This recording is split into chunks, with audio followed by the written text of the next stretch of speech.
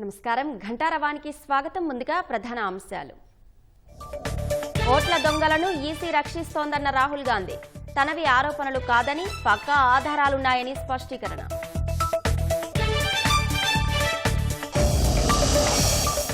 YCP హయాంలో నాసిరకం బ్రాండ్లు అమ్మారన్న మంత్రి కొల్లు. లిక్కర్ స్కామ్పై వాస్తవాలు త్వరలోనే బయటకు తెస్తామని వెల్లడి.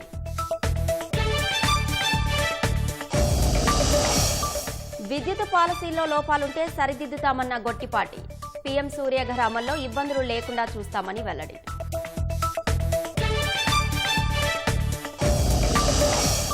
వర్షాలతో మెగా డిఎస్సీ నియామక పత్రాల పంపిణీ వాయిదా. బయలుదేరి ఎక్కడికక్కడ నిలిచిపోయిన అభ్యర్థులు.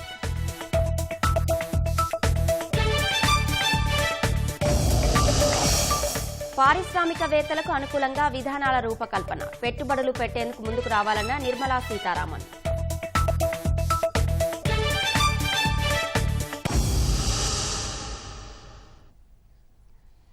యూరియా సహా రైతు సమస్యలన్నింటిపై చర్చకు ప్రభుత్వం సిద్ధంగా ఉందని వ్యవసాయ శాఖ మంత్రి అచ్చెన్నాయుడు శాసనమండలిలో స్పష్టం చేశారు. యూరియా సమస్యలపై వాయిదా తీర్మానం ఇచ్చిన వైసీపీ సభ్యులు మండలి ప్రారంభం కాగానే చర్చకు పట్టుబట్టారు. వైసీపీ తీర్మానాన్ని తిరస్కరించిన చైర్మన్ మరో రోజు స్వల్పకాలిక చర్చ చేపడతామని సముదాయించారు. అయినా వైసీపీ సభ్యులు శాంతించకపోవడంతో సభను 10 నిమిషాల పాటు వాయిదా వేశారు. తిరిగి ప్రారంభమయ్యాక కూడా వైసీపీ సభ్యులు ఆందోళన కొనసాగించడాన్ని అచ్చెన్న తప్పుపట్టారు.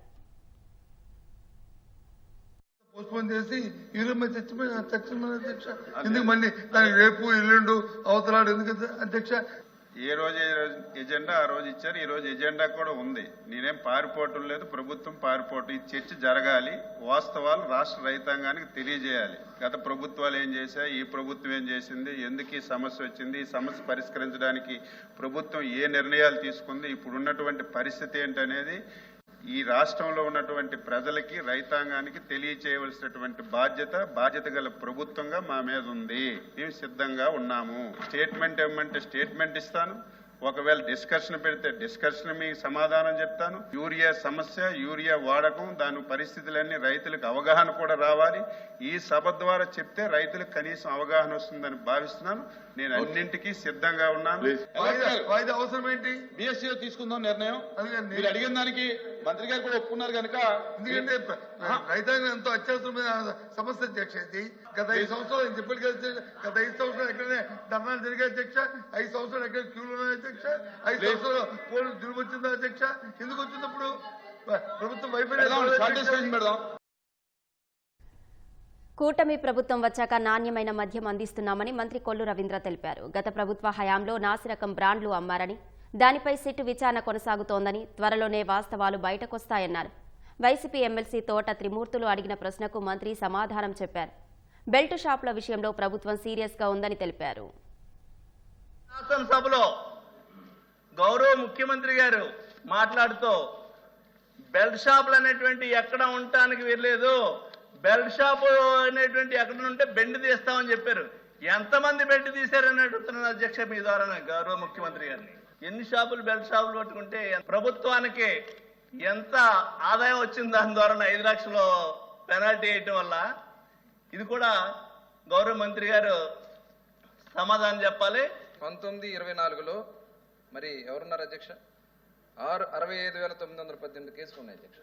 అంటే మరి కోవిడ్ టైంలో కూడా 9,129 కేసులు వాళ్ళు కట్టినాయి అధ్యక్ష. కోవిడ్ టైం 2021లో. అంటే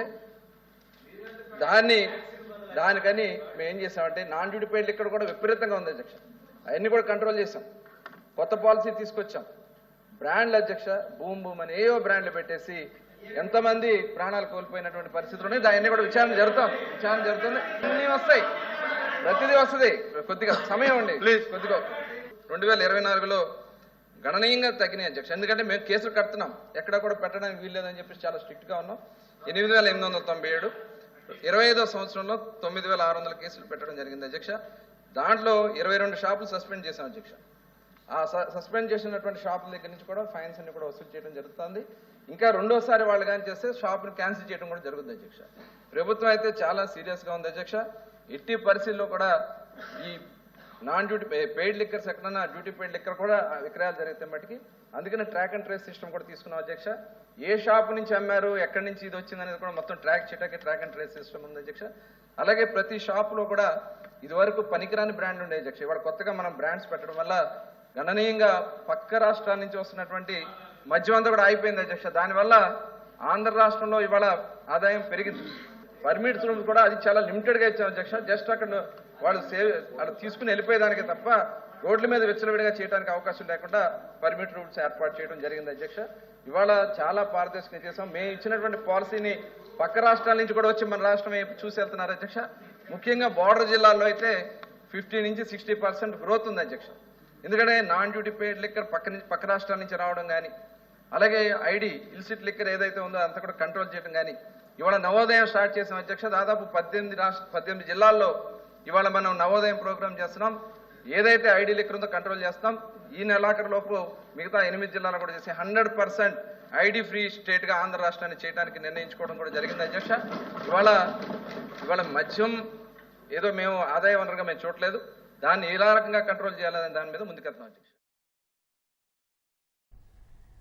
కూటమి ప్రభుత్వం మెరుగైన పరిహారం ఇవ్వడంతో పరిశ్రమల ఏర్పాటు కోసం భూములిచ్చేందుకు నెల్లూరు జిల్లా కరేడు రైతులు సానుకూలంగా స్పందిస్తున్నారని రెవెన్యూ శాఖ మంత్రి అనగాని సత్యప్రసాద్ చెప్పారు. కరేడులో బలవంతంగా భూములు సేకరిస్తున్నారంటూ వైసీపీ ఎమ్మెల్సీ తూమాటి మాధవరావు శాసనమండలిలో చేసిన ఆరోపణలను అనగాని కొట్టిపారేశారు. రోజుకు 100 ఎకరాల చొప్పున రైతులు ప్రభుత్వానికి అప్పగిస్తూ ఉన్నారని తెలిపారు. భూములు మాది సారవంతమైన భూములు, మేము తక్కువకి మేము ఇవ్వలేము అని చెప్పడం జరిగింది అధ్యక్ష. దాని తర్వాత అధ్యక్ష కలెక్టర్లు వెళ్ళారు, మాట్లాడారు, డిఫరెంట్ నోటిఫికేషన్ ఇచ్చారు. చెప్పిన తర్వాత వాళ్ళు అర్థం చేసుకున్నారు. సరే ఇక్కడ సారవంతమైన భూములు 2 పంటలు వస్తాయి కాబట్టి 5 లక్షల రూపాయలు మార్కెట్ వాల్యూ ఉంటే దానికి 12.5 లక్షల రూపాయలు వస్తాయి కాబట్టి 20 లక్షల రూపాయల దాకా వాళ్ళు ఒప్పించిన తర్వాత అధ్యక్ష ఈ రోజున అధ్యక్ష 500 ఎకరాల వరకు వాళ్ళే ఇచ్చారు అధ్యక్ష. ప్రతి వారం నేను నన్ను మాట్లాడారు జాయింట్ కలెక్టర్లో, ప్రతి వారం 100 మంది రైతులు వచ్చి ఇస్తున్నారు అధ్యక్ష. మేమే లాక్కుంది కాదే, వాళ్ళే ఒప్పుకుని. ఎందుకంటే ఆ ప్రాంతంలో 10 లక్షలు ఏదో ఉండేది. ప్రభుత్వం ఒక మంచి ఆలోచనతో ముందుకు వచ్చింది, మంచి ఉపాధి కలుగుతూ ఉంటుంది, ప్లస్ ప్రాంతం అభివృద్ధి చెందుతుంది లక్ష్యంతో వాళ్ళు ఆలోచించారు కాబట్టి క్రమక్రమంగా అందరూ వస్తున్నారు అధ్యక్ష. ఈ రోజు మళ్ళీ 300 ఎకరాలు నష్టపరిహారం చెల్లించడం జరిగింది అధ్యక్ష. 500లో వారు అంటున్నారు 3000 మందికి ఉపాధి అంటున్నారు. ఆ 3000 మందికి ఆ ఉపాధి కల్పించే బాధ్యత మేము తీసుకుంటున్నాం అధ్యక్ష. తప్పకుండా ఆ ప్రాంతంలో నివసించే వాళ్ళకే ఉపాధిగా ఇవ్వాలని చెప్పేసి మేము కండిషన్ కూడా పెడుతున్నాం అధ్యక్ష. నేనే బాగుండాలి, నా పక్కన ఎవడు బాగుండాలి, అందరు నా కాళ్ళ కింద ఉండాలనుకునే తత్వం మాది కాదు, మా నాయకుడిది కాదు అధ్యక్ష. ప్రతి ఒక్కరు బాగుపడాలా, ఇండస్ట్రీస్ పెట్టాలా, ఇండస్ట్రీ పెడితే వస్తే దాని తర్వాత ఆన్సర్ యూనిట్స్ మీకు ఉంటే మీరు కూడా పెట్టుకోండి, మీరు కూడా బాగుపడాలనే లక్ష్యంతో నేను చేస్తున్నాం అధ్యక్ష. మా ప్రభుత్వం చాలా క్లియర్ గా ఉంది. ఇన్సెంటివ్స్ ఇచ్చినా ఏది చేసినా కూడా వాళ్ళు ఇండస్ట్రీస్ పెట్టాలి, టైం బౌండ్ లో వాళ్ళు అది ఎగ్జిక్యూట్ చేయాలి తప్ప మా బంధువులకు మా బామర్దులకు ఇవాళ గతంలో చేసినట్టు అలా లేదు అధ్యక్ష. అలాగే గతంలో ఏ పోర్ట్ వచ్చినా ఏ ఇండస్ట్రీ వచ్చినా లాక్కుందాం అనుకున్న తత్వంలో మాకు ఎవరికి లేదు అధ్యక్ష. మేము ఎవరు కూడా ప్రోత్సహిస్తాం తప్ప ఎవరు లాక్కోం అధ్యక్ష. ఆటో కార్మికుల సమస్యలపై ప్రభుత్వం కల్పించుకొని వారిని ఆదుకోవాలని ఎమ్మెల్యే బొండా ఉమా డిమాండ్ చేశారు. స్త్రీశక్తి పథకం ద్వారా నష్టపోయామని వారు ధర్నాలు చేస్తున్నారని, సమస్య తీవ్రతను గుర్తించాలన్నారు. ఆటోలపై ట్యాక్స్ కోసం సింగిల్ టైం సెటిల్మెంట్ ఏర్పాటు చేయాలని అసెంబ్లీ వేదికగా ప్రభుత్వాన్ని కోరారు. 63 అమెండ్మెంట్ ఇవాళ సభలో తీసుకొచ్చారు అధ్యక్ష. ఇప్పుడే బిల్స్ చూశాను నేను. దీంట్లో గ్రీన్ ట్యాక్స్ ని తగ్గిస్తూ డిసిషన్ తీసుకున్నారు అధ్యక్ష. చాలా సంతోషం అధ్యక్ష. ఇది ఎప్పుడో లాంగ్ పెండింగ్ ఇష్యూ. మనం గవర్నమెంట్ వచ్చిన సంవత్సరం నుంచి ఆటో కార్మికులందరూ గ్రీన్ ట్యాక్స్ రద్దు చేయమని అడుగుతా ఉన్నారు. కనీసం తగ్గిస్తున్నందుకు ప్రభుత్వానికి ధన్యవాదాలు తెలియజేస్తున్నాం అధ్యక్ష. సంవత్సరానికి 15,000 రూపాయలు ఇస్తున్నాం. కనీసం ఇప్పుడు రోజుకి 200-300 రూపాయలు కూడా ఈ స్త్రీశక్తి ఫ్రీ బస్సు మహిళలకు పెట్టినందువల్ల వాళ్ళకి రావట్లేదు. కాబట్టి ప్రభుత్వాన్ని మీ ద్వారా రిక్వెస్ట్ చేసేది ఏంటంటే వెంటనే దీని మీద ఒక గ్రూప్ ఆఫ్ మినిస్టర్స్ కమిటీ వేసి దీన్ని ఏదో ఒకటి auto workers, auto drivers, auto వాళ్ళ సమస్యల్ని తీర్చమని. ఇది చాలా తక్కువ బడ్జెట్ తో కూడుకున్నటువంటి అంశం అధ్యక్ష. వన్ టైం సెటిల్మెంట్ ఇతర రాష్ట్రాల్లో అమలు చేశారు అధ్యక్ష. అంటే గతంలో ఒక్కొక్క ఆటో మీద 10,000, 20,000 ఉంటే దాంట్లో 20% కడితే ఆ ఆటో ఫైన్లు కానీ, స్కూటర్ ఫైన్లు కానీ, మోటార్ సైకిల్ ఫైన్లు కానీ, కార్ల మీద ఫైన్లు కానీ, ట్రాఫిక్ వైలెన్స్లు సెటిల్ చేసుకునే ఓటీఎస్ స్కీమ్ ఇచ్చారు అధ్యక్ష. ప్రభుత్వాన్ని నేను రిక్వెస్ట్ చేసేది ఏంటంటే ఆ ఓటీఎస్ స్కీమ్ కూడా మన రాష్ట్రంలో పెట్టి ఈ ఫైన్లన్నీ కూడా ఒక 10%కి లిమిట్ చేసి దాన్ని అంతా ఉన్నటువంటి ఆటోల మీద ట్యాక్సీల మీద మోటార్ సైకిల్ 2 వీలర్స్ మీద ఉన్న ఫైన్లన్నింటినీ క్లోజ్ చేయమని అడుగుతున్నాం అధ్యక్ష. సీరియస్ అంశంగా తీసుకుని దయచేసి వెంటనే రెస్పాండ్ అయ్యి జీవో నెంబర్ 21 అలాగే ఈ ఇష్యూలు ఏవైతే చెప్పామో వాటి మీద స్పందించమని కోరుతున్నాం. గత వైసీపీ ప్రభుత్వం ఇరిగేషన్ రంగాన్ని విధ్వంసం చేస్తే కూటమి ప్రభుత్వం చివరి ఎకరా వరకు సాగు నీరందించేలా యత్నిస్తోందని జలవనరుల శాఖ మంత్రి నిమ్మల రామానాయుడు తెలిపారు. కీలకమైన ప్రాజెక్టులను 2 ఏళ్లలో పూర్తి చేసేలా యాక్షన్ ప్లాన్ సిద్ధం చేయాలని ముఖ్యమంత్రి ఆదేశించినట్లు అసెంబ్లీలో మంత్రి తెలిపారు. 2 ఏళ్లలో ఇవన్నీ పూర్తి చేసేలా 2,000 కోట్ల నిధులు కేటాయించారని వెల్లడించారు. వంశధార రైట్ కెనాల్ ఏదైతే సభ్యులు అడిగారో దీనికి సంబంధించినటువంటి లాస్ట్ మైల్ మరి గ్రామాలకి సాగునీరు అందట్లేదని ఏదైతే చెప్తూ ఉన్నారో ఈ వంశధార రైట్ కెనాల్కి సంబంధించి 53వ కిలోమీటరు లాస్ట్ మైల్ అంటే 37 థాయిలాండ్ సంబంధించి 4,600 ఎకరాలు ఇక్కడ ఉంది అధ్యక్ష. ఇక్కడ డిస్ట్రిబ్యూషన్ సిస్టమ్ డెవలప్ కాకపోవడం వల్ల మరి ప్రజెంట్ 2,537 ఎకరాలకు మాత్రమే నీరు అందుతున్నటువంటి పరిస్థితి. ఇంకా 2,104 ఎకరాలకు నీరు మరి అందనటువంటి మాట వాస్తవమే అధ్యక్ష. ఏదైతే ఇరిగేషన్ అధికారులకు కూడా ఇన్స్ట్రక్షన్ చేయడం జరిగింది.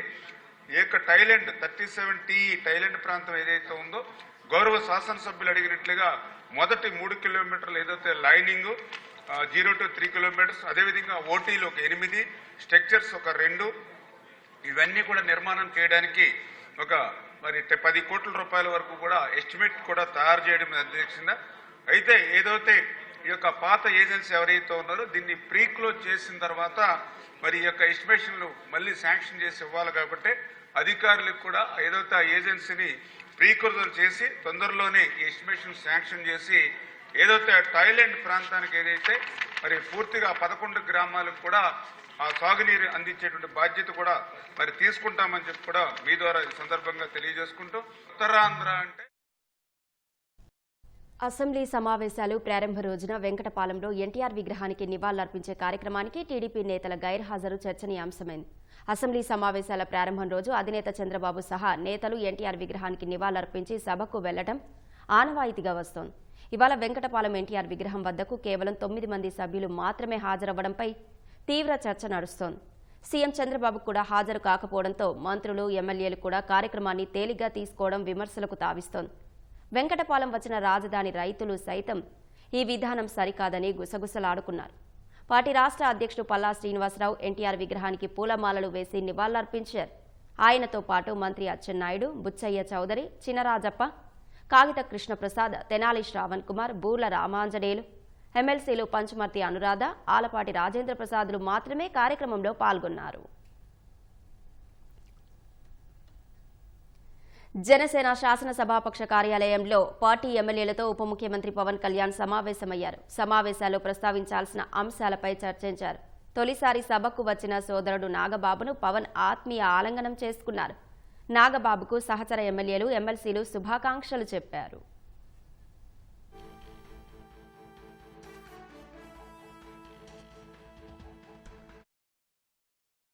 దేశవ్యాప్తంగా ఉన్న ఓట్లు తొలగించి నకిలీ ఓట్లు సృష్టిస్తున్నారని లోక్సభలో విపక్ష నేత రాహుల్ గాంధీ ఆరోపించారు. మహారాష్ట్ర, కర్ణాటకలో జరిగిన ఉదంతాలను వివరించిన రాహుల్ ఓట్ల దొంగలను ఎన్నికల సంఘం రక్షిస్తోందని ఆరోపించారు. ఓట్ల చోరీ పరిశ్రమ నిర్వాహకులు ఎవరో తేలాలని అన్నారు. ఓట్ల చోరీ తీరును లోక్సభలో విపక్ష నేత రాహుల్ గాంధీ మరోమారు ఎండగట్టారు. కాంగ్రెస్ బలంగా ఉన్న ప్రాంతాల్లో ఉన్న ఓట్లను తొలగిస్తూ కొత్తగా నకిలీ ఓట్లను ఎలా సృష్టిస్తున్నారో వివరించారు. మహారాష్ట్రలోని రజురా అసెంబ్లీ నియోజకవర్గంలో 6,850 నకిలీ ఓట్లను జాబితాలో చేర్చారని అన్నారు. కర్ణాటకలో ఓట్లు తొలగించేందుకు వివిధ రాష్ట్రాల ఫోన్ నెంబర్లు వాడారన్న రాహుల్ గాంధీ ఈ నంబర్లు ఎవరివి, ఎవరు ఆపరేట్ చేశారో తేలాలన్నారు. Constituency in Karnataka, 6,018 votes. Somebody tried to delete 6,018 votes. We don't know the total number of votes that were deleted in Anand in the 23 election. They are much higher than 6,018. Somebody got caught deleting 6,018 votes.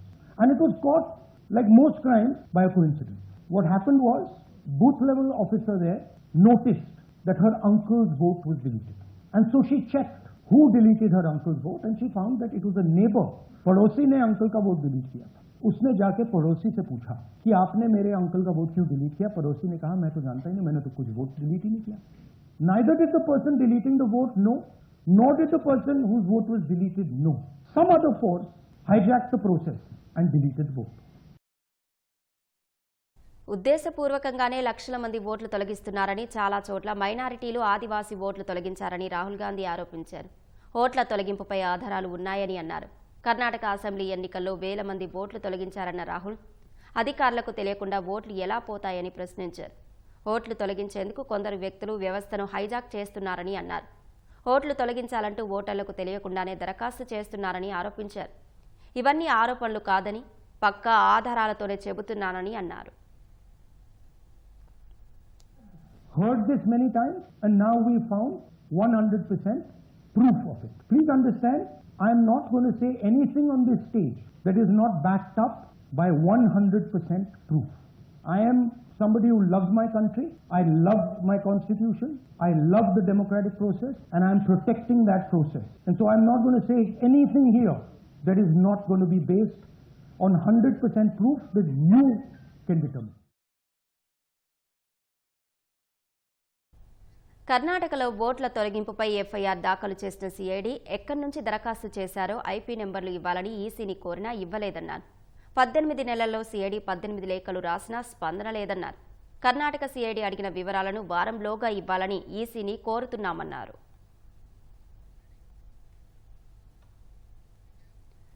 Mega DSC విజేతలకు నియామక పత్రాలు అందజేసే కార్యక్రమం వాయిదా పడింది. Mega డిఎస్సీలో ఎంపికైన అభ్యర్థులకు చంద్రబాబు, పవన్, లోకేష్ సహా ఇతర ప్రజాప్రతినిధుల చేతుల మీదుగా శుక్రవారం నియామక పత్రాలు అందజేయాలని నిర్ణయించారు. అసెంబ్లీ వెనుక ప్రాంగణంలో కార్యక్రమానికి ఏర్పాట్లు చేశారు. అయితే గత రాత్రి కురిసిన భారీ వర్షానికి ప్రాంగణం తడిసి ముద్దైంది. ప్రదేశం అనుకూలంగా లేకపోవడంతో రేపటి కార్యక్రమాన్ని ప్రభుత్వం వాయిదా వేసింది.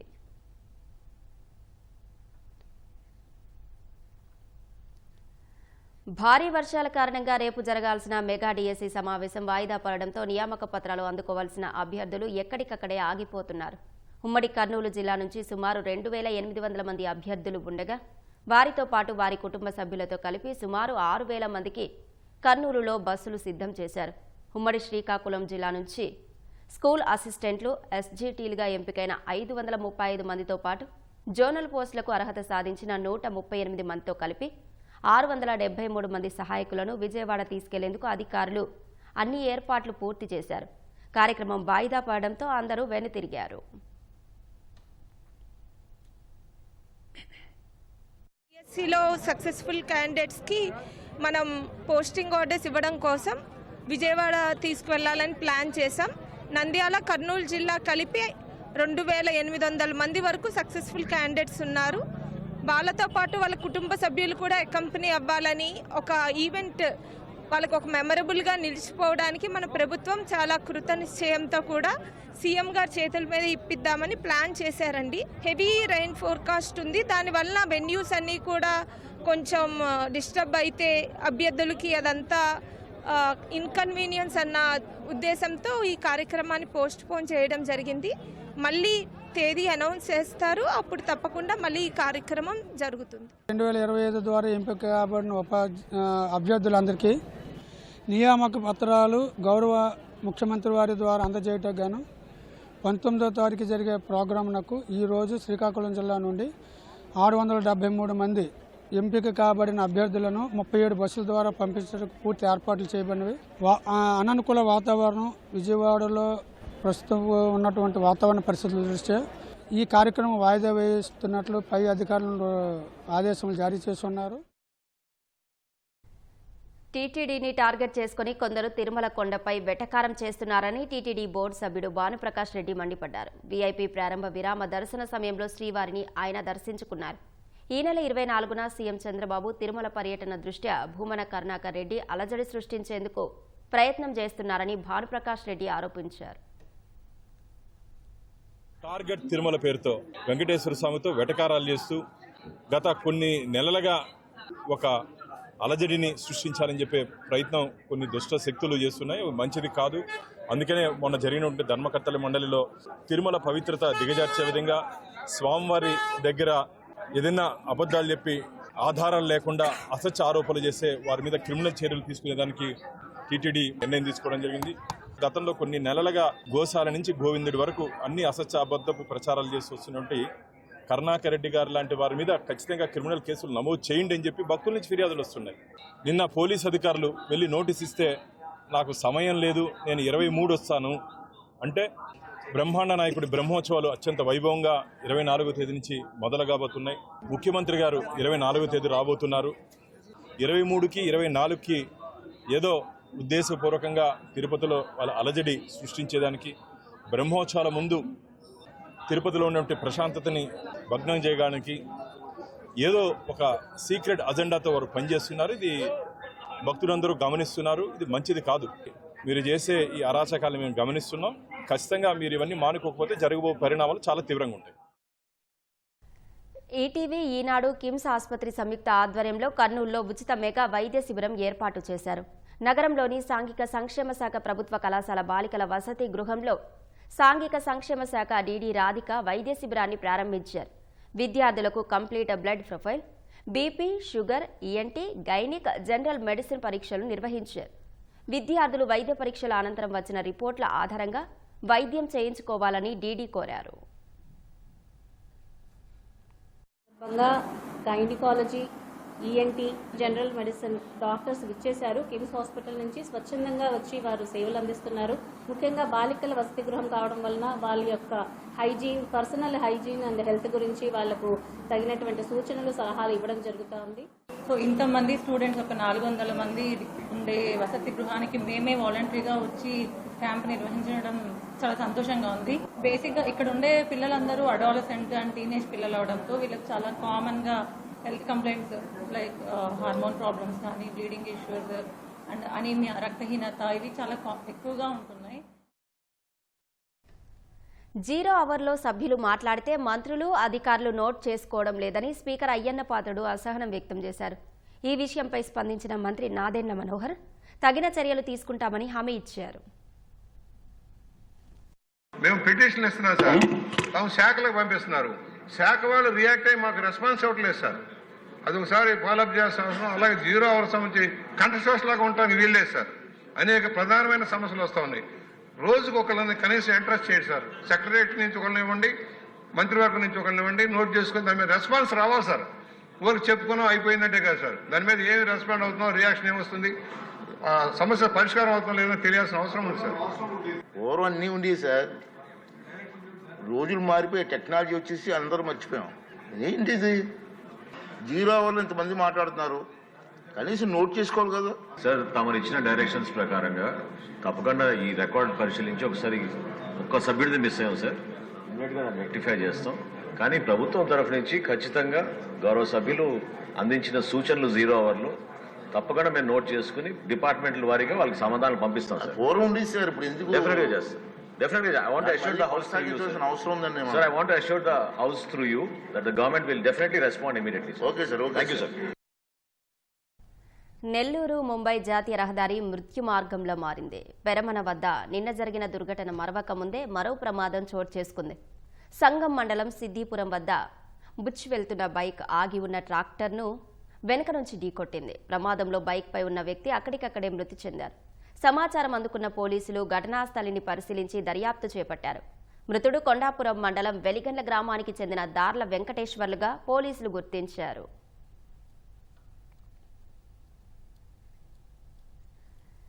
కాకినాడ జిల్లా తునిలో ఆర్టీసీ అద్దె బస్సు డ్రైవర్లు విధులు బహిష్కరించి డిపో ప్రాంగణం ఎదుట ఆందోళన చేపట్టారు. ప్రస్తుతం రోజువారీ వేతనం 1200 ఇస్తుండగా 1600కు పెంచాలని డిమాండ్ చేస్తూ నిరసన చేపట్టారు. దీంతో 65 బస్సులకు గాను 28 బస్సులు డిపోలకే పరిమితమయ్యాయి. కాకినాడ, రాజమహేంద్రవరం, నర్సీపట్నం రూట్లలో తిరిగే బస్సులు నిలిచిపోవడంతో ప్రయాణికులు ఇబ్బందులకు గురయ్యారు.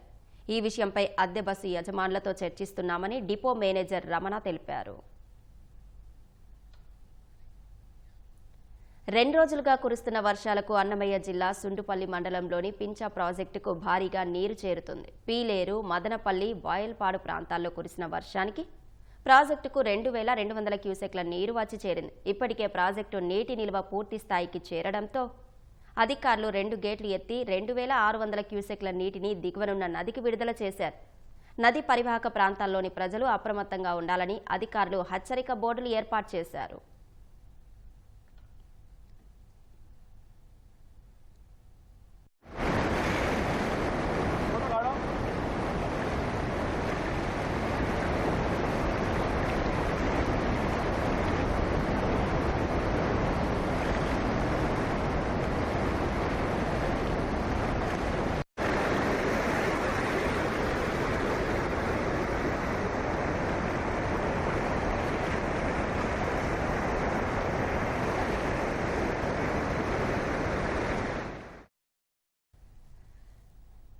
భారీ వర్షానికి నంద్యాల జిల్లా హరివరం గ్రామంలో వరద పోటెత్తింది. ఉదయం ఒక్కసారిగా వర్షం కురిసింది. ఇది ఊరా ఏరా అంటూ స్థానికులు ఇళ్లలో నుంచే నిస్సహాయంగా చూస్తూ ఉండిపోవాల్సి వచ్చింది.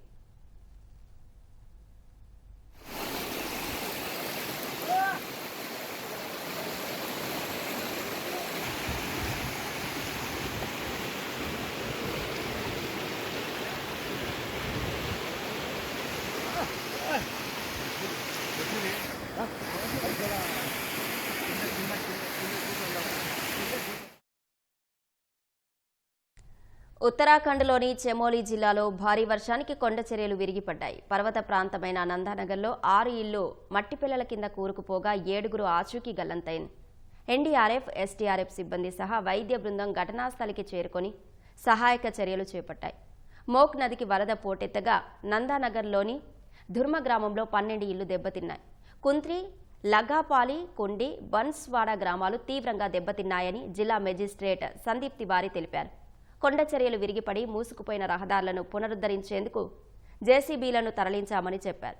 ఇల్లు కోల్పోయిన వారిని పునరావాస కేంద్రాలకు తరలించామని వెల్లడించారు.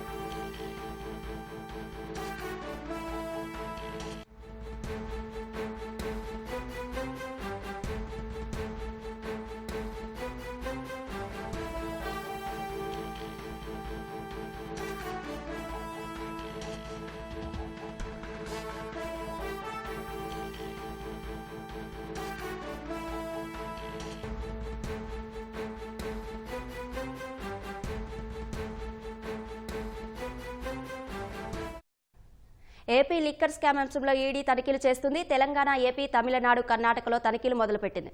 5 రాష్ట్రాల్లోని 20 ప్రాంతాల్లో ఈడీ అధికారులు సోదాలు ఏర్పాటు చేశారు.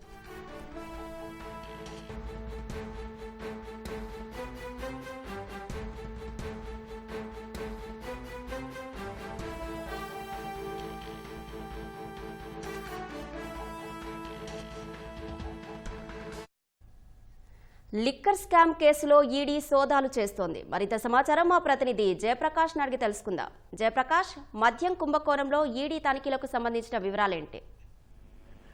అశ్విని, ఈ రోజు ఈడీ రంగంలోకి దిగింది. ఇప్పటి వరకు సిట్ అధికారులు నిందితుల ఇళ్లలో, అదే విధంగా నిందితులను విచారించి వాళ్ళ కంపెనీలు, బినామీ కంపెనీల్లో తనిఖీలు చేపట్టారు. ఈ రోజు తాజాగా ఈడీ ఈ రంగంలోకి దిగింది. ఢిల్లీ, తమిళనాడు, అదేవిధంగా ఇటు తెలంగాణ, ఏపీలో కూడా వ్యక్తులు వాళ్ళకి సంబంధించినటువంటి కంపెనీల్లో తనిఖీలు చేస్తూ ఉన్నారు. కొన్ని నిందితులకు సంబంధించిన బినామీ సంస్థలు కూడా ఉన్నట్టు మనకి తెలుస్తుంది. ఇప్పటి వరకు సిట్ అధికారులు కొన్ని చోట్ల తనిఖీలు చేసి దానికి సంబంధించి కొన్ని డాక్యుమెంట్లని స్వాధీనం చేస్తూ ఉన్నారు. అదేవిధంగా కొన్ని బోగస్ కంపెనీలు ఉన్నట్లు, అదేవిధంగా ఈ మద్యం ముడుపులకు సంబంధించి వాటికి సంబంధించినటువంటి లావాదేవీలు, అనుమానాస్పద లావాదేవీలు కొన్ని ఉన్నట్లు గుర్తించి వాటన్నిటిని ఇటీవల రిపోర్టు తయారు చేసిన పరిస్థితి ఉంది. ఇటీవల దాఖలు చేసినటువంటి చార్ట్ షీట్ లో కొన్ని వివరాలను కూడా పొందుపరిచారు.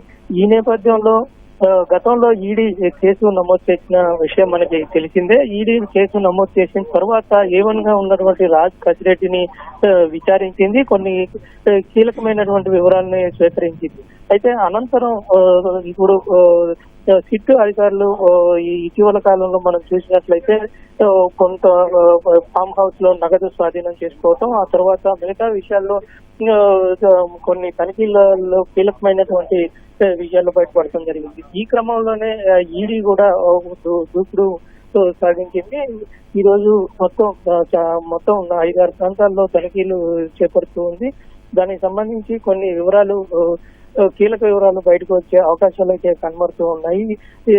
ఈడీ యొక్క విధానమే చాలా వేరుగా ఉంటుంది. ముందుగానే ఒక సమాచారం వాళ్ళ దగ్గర ఉంచుకొని దానికి సంబంధించి ఈ ఆర్థిక పరమైనటువంటి అంశాలకు సంబంధించి చాలా లోతైన విశ్లేషణతో కూడుకున్న విచారణ దర్యాప్తు ఉంటుంది. తనిఖీలు కూడా చాలా లోతుగా తనిఖీలు చేస్తూ ఉంటారు. ప్రధానంగా వాళ్ళు నగదు ఎక్కడి నుంచి ఎక్కడికి వెళ్ళింది, అదే విధంగా ఏ రూపంలో వెళ్ళింది, హవాలా రూపంలో వెళ్ళిందా లేకపోతే బ్యాంక్ ట్రాన్సాక్షన్స్ జరిగాయా, ఎక్కడి నుంచి ఎక్కడికి వెళ్ళింది అనేటువంటి విషయాలన్నింటినీ మనీ లాండరింగ్ అదే విధంగా నగదు లావాదేవీలకు సంబంధించి వీళ్ళు ప్రధానంగా దృష్టి సారిస్తూ ఉంటారు. చాలా పెద్ద కేసుల్లోనే ఈ ఈడీ రంగంలోకి దిగుతున్న నేపథ్యంలో ఖచ్చితంగా ఈ కేసులో కూడా ఈసారి కొంత కీలకమైనటువంటి విషయాలు తెలిసే అవకాశం ఉంటుంది. మరోవైపు ఎప్పటికప్పుడు సిట్ చేస్తున్నటువంటి దర్యాప్తుని ఎప్పటికప్పుడు ఈడీ అధికారులు కూడా వాళ్ళకి కావాల్సినటువంటి సమాచారాన్ని వాళ్ళ నుంచి తీసుకుంటున్నట్టు మనకి తెలుస్తుంది. ఆ సమాచారం ఆధారంగా అంటే ఇప్పటి వరకు దొరికినటువంటి దాంట్లో ప్రధానంగా ఈడీ తీసుకునేది ఆర్థిక పరమైనటువంటి లావాదేవీలు, అక్రమంగా జరిగినటువంటి లావాదేవీలు ఉన్న నేపథ్యంలో ప్రాథమికంగా ఇటు సిట్ అధికారులు గుర్తించిన క్రమంలోనే ఈడీ కూడా రంగంలోకి దిగి ఎన్ఫోర్స్మెంట్ డైరెక్టర్ నుంచి ప్రత్యేకంగా ఒకేసారి ఏకకాలంలో కొన్ని ప్రాంతాల్లో చేయటం అనేటువంటిది ఒక పెద్ద కొసమెరుపుగా చెప్పుకోవచ్చు. ఇందులో కొన్ని కీలకమైనటువంటి విషయాలు బయటపడే అవకాశం ఉంది.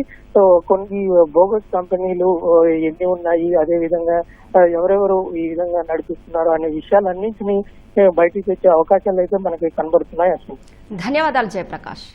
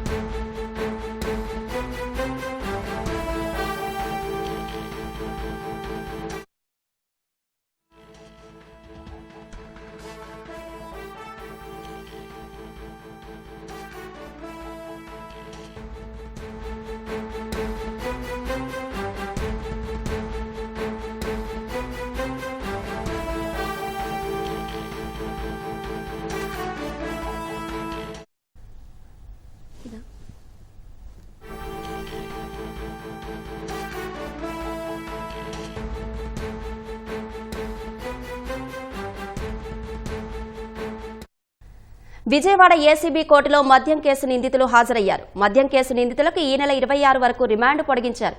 ఇదే అంశానికి సంబంధించి మరింత సమాచారం మా ప్రతినిధి జయప్రకాష్ అడిగి తెలుసుకుందాం. జయప్రకాష్, ఈ అంశానికి సంబంధించి మీ వద్ద ఉన్న సమాచారం చెప్పండి. అశ్విని, కొద్దిసేపటి కిందటే మా మద్యం కేసులో ఉన్న నిందితుల్ని కోర్టులో హాజరుపరిచారు. న్యాయమూర్తి ముందు హాజరుపరిచి విచారణ జరిపారు. రిమాండ్ ని ఈ నెల 26వ తేదీ వరకు పొడిగిస్తూ ఉత్తర్వులు జారీ చేశారు. ఇందులో ప్రధానంగా చూసుకున్నట్లయితే కొంతమంది నిందితులు ఇందులో bail petition, default bail petition దాఖలు చేశారు. అయితే ప్రస్తుతం ఈ డిఫాల్ట్ బెయిల్ కి సంబంధించిన అంశం, ఇటీవల ముగ్గురు తీసుకున్నటువంటి డిఫాల్ట్ బెయిల్ కి సంబంధించిన అంశాన్ని వాళ్ళు హైకోర్టులో పెండింగ్ లో ఉన్న నేపథ్యంలో దాని మీద విచారణ జరపలేదు. ఈ రోజు దాని మీద విచారణ జరపాల్సి ఉండేది. సో కొంతమంది నిందితులు అందులో డిఫాల్ట్ బెయిల్ వెనక్కి తీసుకొని సాధారణ బెయిల్ పిటిషన్ దాఖలు చేస్తామని తెలిపారు. అదేవిధంగా రాజకాజిరెడ్డి అనారోగ్యంగా ఉన్నాడని, మెడికల్ బెయిల్ కావాలని, దానికి సంబంధించి బెయిల్ పిటిషన్ వేస్తామని న్యాయమూర్తికి తెలిపారు.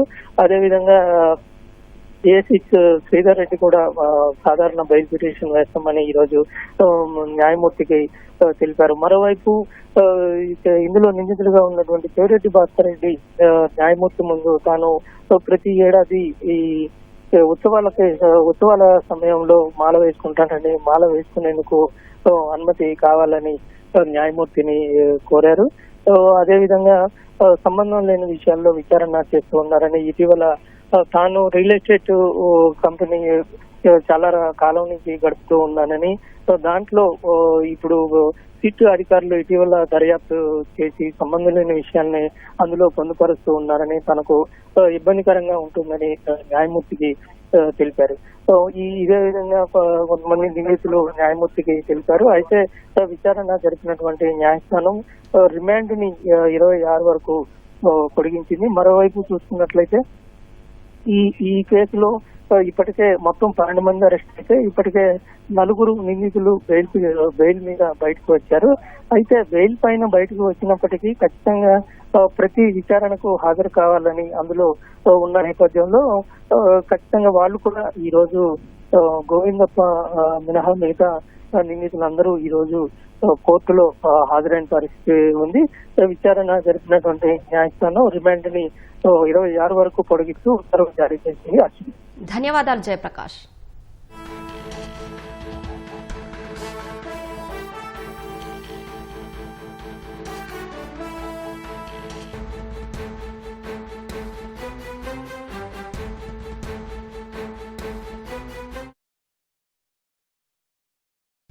పరిశ్రమల అంచనాలకు అనుగుణంగా విధానాలు రూపొందించి అమలు చేస్తున్నట్టు ఆర్థిక మంత్రి నిర్మలా సీతారామన్ తెలిపారు. పెట్టుబడులు పెట్టి తమ సామర్థ్యాలను మరింత విస్తరించడం ఇక పరిశ్రమల వంతని చెప్పారు. ఢిల్లీలో ఇండియన్ ఫైనాన్షియల్ క్వాలిటీ మేనేజ్మెంట్ నిర్వహించిన కార్యక్రమంలో పాల్గొన్న ఆమె యువతకు నైపుణ్యాలు అందించే విషయంలో ప్రభుత్వంతో కలిసి పనిచేయాలని పరిశ్రమలను కోరారు. కేవలం బడ్జెట్కు ముందు కాకుండా ఏడాది మొత్తం ప్రభుత్వంతో సంప్రదింపులు జరుపుతుండాలని నిర్మలా సీతారామన్ సూచించారు. ప్రభుత్వ పరంగా పన్ను సంస్కరణలు, కొన్ని రంగాల్లో ఎఫ్డీఐ పరిమితులను ఎత్తివేయడం సహా ఇతర విప్లవాత్మక నిర్ణయాలు తీసుకున్నట్టు చెప్పారు. మరిన్ని పెట్టుబడులు పెట్టేందుకు పరిశ్రమలు సంకోచించాల్సిన అవసరం లేదన్నారు. ఎంఎస్ఎంఈలకు రుణాలు సులభంగా లభించేలా ప్రతి ఎంఎస్ఎంఈ క్లస్టర్లలో సిడ్బీ బ్యాంకును ఏర్పాటు చేశామని నిర్మలా సీతారామన్ తెలిపారు. ఢిల్లీలోని మందిర్ మార్గ్ ప్రాంతంలో పోలీసు వాహనం రహదారి పక్కనున్న టీ స్టాల్లోకి దూసుకెళ్లింది. ఈ ఘటనలో టీ స్టాల్ యజమాని అక్కడికక్కడే మృతి చెందారు.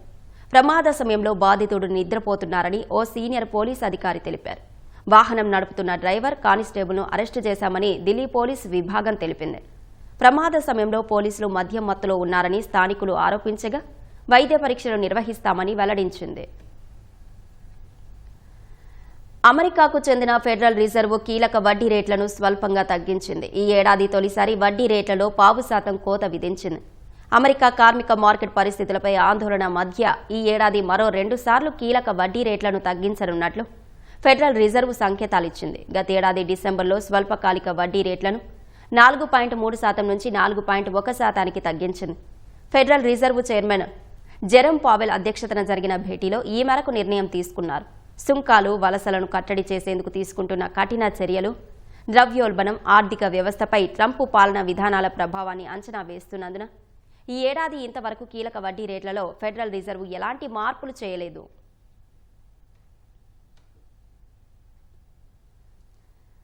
అమెరికాలోని పెన్సిల్వేనియాలో కాల్పులు కలకలం సృష్టించాయి. ఉత్తర కొడ్రస్ టౌన్షిప్లో ఓ దుండగుడు విచక్షణ రహితంగా జరిపిన కాల్పుల్లో 3 పోలీసు అధికారులు మృతి చెందారు. మరో 2 గాయపడ్డారు. ఓ కేసు విచారణ నిమిత్తం పోలీసులు వెళ్లగా దుండగుడు కాల్పులు జరిపినట్లు అధికారులు తెలిపారు. పోలీసులు జరిపిన కాల్పుల్లో దుండగుడు హతమయ్యాడని వెల్లడించారు. అయితే నిందితుని గురించి పూర్తి వివరాలు వెల్లడించలేదు. క్షతగాత్రుల పరిస్థితి విషమంగా యార్క్ ఆసుపత్రి వర్గాలు తెలిపాయి. ప్రోటోకాల్ ప్రకారం చికిత్స అందిస్తున్నామని వెల్లడించాయి. ఈ దుఃఖం భరించలేనిదని పెన్సిల్వేనియా రాష్ట్ర పోలీస్ కమిషనర్ క్రిస్టోఫర్ పారిస్ అన్నారు. కాల్పుల ఘటనపై న్యాయమైన, సమర్థవంతమైన దర్యాప్తు నిర్వహిస్తామని చెప్పారు. ఇటీవలే ఉటా విశ్వవిద్యాలయంలో సంప్రదాయవాది అమెరికా అధ్యక్షుడు డొనాల్డ్ ట్రంప్ సన్నిహితుడు చార్లీ కార్క్ హత్య మరవకముందే మరో కాల్పుల ఘటన చోటు చేసుకోవడం గమనార్హం.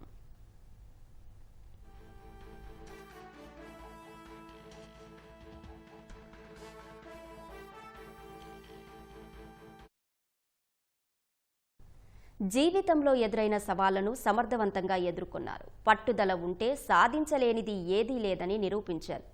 విధి చిన్నచూపు చూసినా ఎదురించి సొంత కాళ్లపై నిలదొక్కున్నారు. ఆత్మవిశ్వాసమే ఆయుధంగా ముందుకు కదులుతూ నిరాశలో కూరుకుపోయిన ఎందరికో ఆదర్శంగా నిలుస్తున్నారు.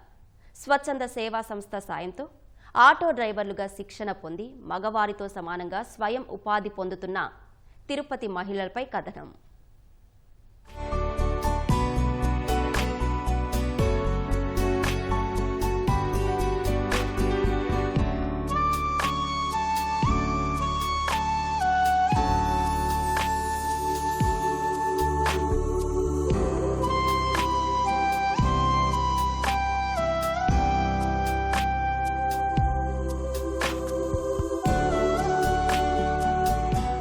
భర్త అకాల మరణంతో ఒకరు, అప్పటి వరకు ఉపాధి కల్పించిన పరిశ్రమ మూతపడటంతో మరొకరు, సరైన ఉద్యోగం లేక ఇంకొకరు, ఇలా ప్రతి ఒక్కరి జీవితాల్లో ఏదో ఒక సమస్య.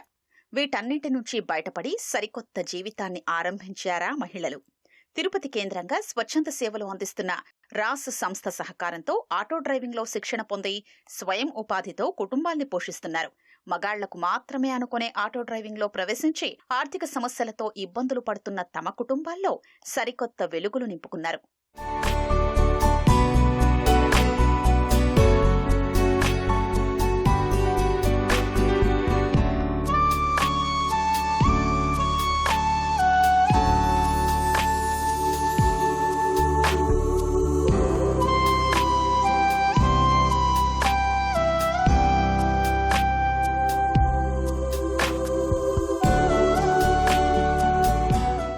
తిరుపతి కేంద్రంగా వివిధ రంగాల్లో సేవలు అందిస్తున్న రాస్ స్వచ్ఛంద సేవా సంస్థ నిర్వహించిన డ్రైవింగ్ శిక్షణలో చేరిన వీరంతా ఆటో నడపడంలో మెళకువలు నేర్చుకున్నారు.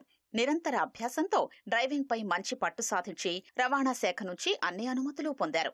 శిక్షణ పూర్తి చేసుకున్న మహిళలు సొంతంగా ఆటోల్ని నడుపుకుంటూ ఉపాధి పొందుతున్నారు. ట్రాఫిక్ నియమాల్ని పాటిస్తూ ప్రయాణికుల్ని సురక్షితంగా గమ్యస్థానాలకు చేరుస్తున్నారు. పిల్లలు చిన్న పిల్లకాయలు, ఇంట్లో ఫ్యామిలీ పరిస్థితి ఆర్థికంగా కొంచెం ఇబ్బందిగా ఉంది. ఆటోకు ముందంటే కొంచెం పరిస్థితి ఒకరి మీద ఆధారపడాల్సి వచ్చింది ఇంట్లో. ఇప్పుడు ఏమిరా అంటే ఇప్పుడు పిల్లల్ని చదివించుకోవటం కానీ, ఇంటి బాధ్యతలు కానీ అన్నీ నేనే చూసుకుంటున్నాను సార్.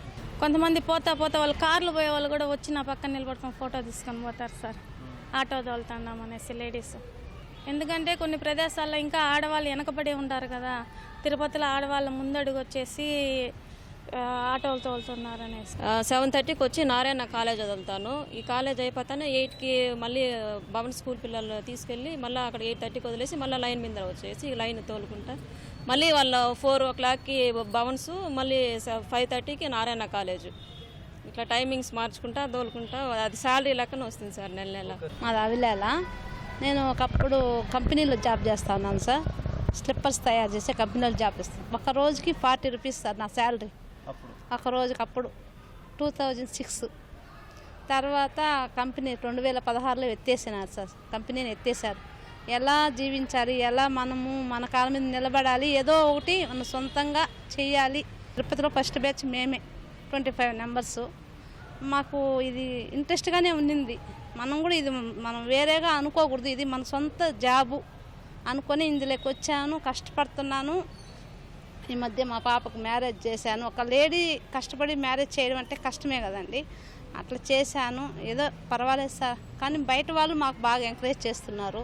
నిత్యం రద్దీగా ఉండే bus stand, railway station, Srinivasam, Vishnunivasam, Padmavati మహిళా విశ్వవిద్యాలయం వద్ద ఆటోను నడుపుతూ రోజుకు కనీసం 1000 రూపాయలు సంపాదిస్తూ తమ కుటుంబాలకు ఆర్థికంగా అండగా నిలుస్తున్నారు.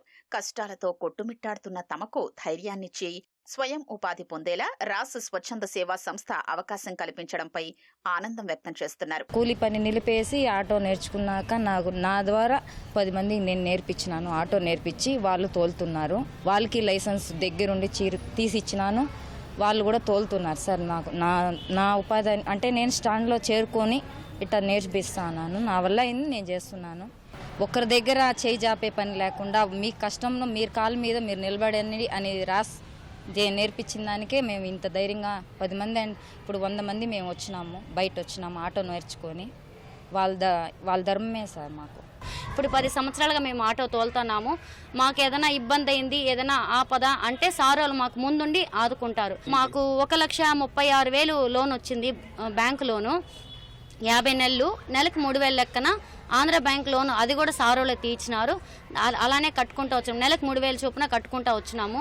బస్టాండ్లో 5 మందికి, మహిళా యూనివర్సిటీలో 5 మందికి, సిమ్స్లో 5 మందికి, హాస్పిటల్ దగ్గర 5 మందికి స్టాండ్లు ఇచ్చినారు. ఒకరి మీద ఆధారపడాల్సిన అవసరం లేదు. నాకు చిన్న పిల్లలప్పుడు మా ఆయన చనిపోయినాడు. మా ఆయన చనిపోయి కూడా 10 ఇయర్స్ అవుతుంది.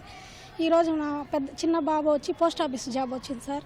పెద్ద అబ్బాయి వచ్చి డిగ్రీ అయిపోయి ఆ అబ్బాయి కూడా ప్రైవేట్లో జాబ్ జాయిన్ అయినాడు. ఈ సంవత్సరమే 2 పిల్లలు ఈ సంవత్సరమే జాబ్లో జాయిన్ అయినారు. అమ్మ వాళ్ళ సపోర్ట్ అంతా ఏం లేదు సార్. రాస్ ఆఫీస్ సపోర్ట్ ద్వారా నేను ఈరోజు నా కాళ్ళ మీద నేను నిలబడి నా 2 పిల్లల్ని చదివించుకొని గౌరవంగా దర్జాగా బతకగలుగుతాను. సమస్యలకు భయపడకుండా, కష్టాలకు కుంగిపోకుండా ధైర్యంగా అడుగు ముందుకేస్తేనే విజయం వరిస్తుందని నిరూపిస్తూ ఈ మహిళా ఆటో డ్రైవర్లు మరెందరో అతివలకు స్ఫూర్తిగా నిలుస్తున్నారు.